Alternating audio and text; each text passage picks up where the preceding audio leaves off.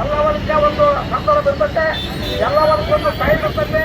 ಆ ಟೈಮ್ ಬರೋವರೆಗೆ ಹಳ್ಳಿಯಿಂದ ಬೇರ್ತಿದ್ದ ನಿಮ್ಮನ್ನ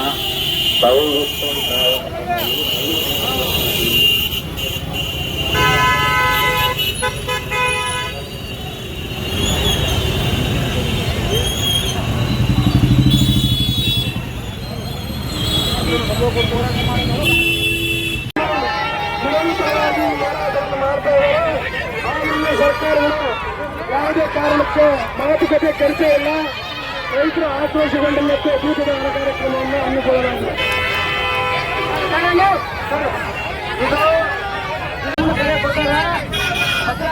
ಸಮ್ಮುಖದಲ್ಲಿ ಬಳ್ಳಾರಿ ಬಂದ್ ಯಶಸ್ವಿ ಮಾಡಬೇಕು ಅಂತೇಳಿ ಎಲ್ಲ ರೈತರಲ್ಲಿ ಮನವಿ ಮಾಡ್ತಾರೆ.